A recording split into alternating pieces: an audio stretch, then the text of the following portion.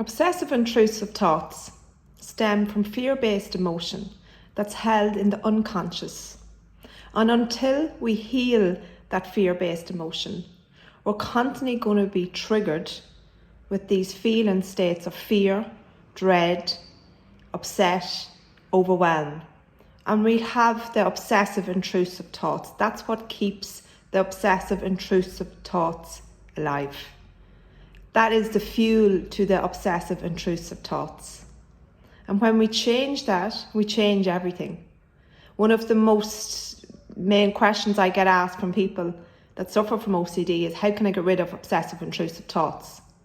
And if we try, spending time trying to change the thoughts, trying to sit with the thoughts, we're not changing the issue, because they are not the issue. They are the symptom of fear that we're holding at an unconscious level. When we change the fear at an unconscious level, we therefore change the repetitive obsessive intrusive thoughts. We change the reaction to these thoughts. Therefore, the thoughts become less and less. And then we change, obviously, in conjunction with that, because the reaction is less and less, there's a less of a need to do compulsions. If we're trying to just constantly change compulsions and resist doing something, it's causing us a lot of overwhelming fear. It's very, very challenging. And we're constantly, while we can do one compulsion, maybe get a little bit better at not doing it, we may notice that, and that's my experience, and also with my experience of helping people with OCD, that compulsion that used to be there will move to something else. So we're not actually dealing with the underlying fear-based emotion that's held in the body. Until we deal with that, we're constantly just moving around from trying to change the obsessive intrusive thought that's maybe dominant at the time, trying to change the compulsive behaviours. But we're not actually changing anything, because it can move from one thing to another, as you may know, or maybe that has happened to you. But that's been my experience, and the experience of many people that I've actually helped and talked to. Many hundreds of people I've talked to with obsessive compulsive disorder that have spent years and years trying to change the obsessive intrusive thoughts, using the mind, trying to change the compulsions, working on one compulsion at a time. And that can be helpful for sure, and that can be effective once you're dealing with the fear-based emotion as well. So it could be in conjunction with both, because then it's easier to refrain from doing the compulsion. But overall, the compulsions start to change.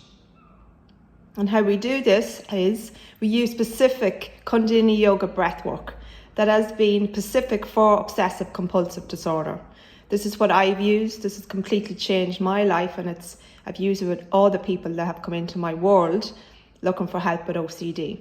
It's a specific breath work that we do every day, not just do when we are having an intrusive thought, not an obsessive intrusive thought. I want to be clear, there's a big distinction. Obsessive intrusive thought is very different to intrusive thoughts. Everyone in this planet will experience intrusive thoughts. The difference between one and the other is that the other is obsessive.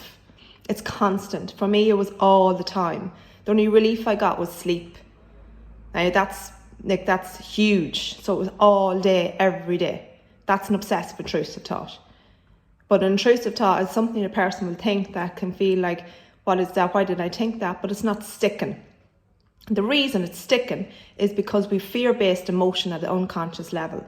We don't need to go back to our past to try and figure out what that fear-based emotion is. We don't need to sit and analyse our past.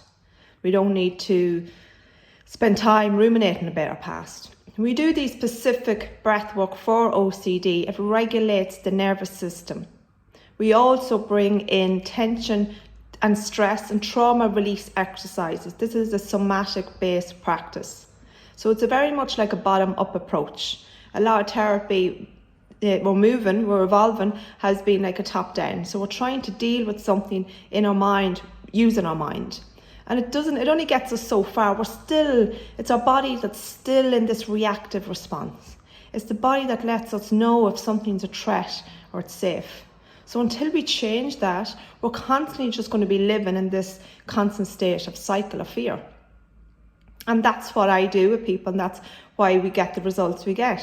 And people get the results they get, because When we do these breath work, and we just don't do it when we have an intrusive thought, an obsessive intrusive thought, because as you know, when you do that, you're not going to go and do this breath work. And even if you wanted to, it can be really hard, because you're going to go and do your normal habitual pattern, your compulsive behaviour, whether that be physical or mental. You're not going to probably do that. We do this every day, regardless of what kind of day we have. We just do it. It's becomes part of a routine.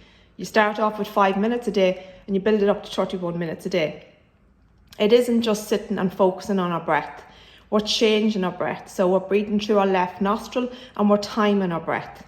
And as we do that, change our breath, change our nervous system. We're changing our whole system internally. The mind, the body, everything is changing. And then what happens is that you just keep doing it and doing it and doing it, and it gets better and better and better, to the point where the thoughts no longer bother you and the thoughts fade away. Now that takes time. Doesn't mean we never have a trigger. It doesn't mean something can never bother us again.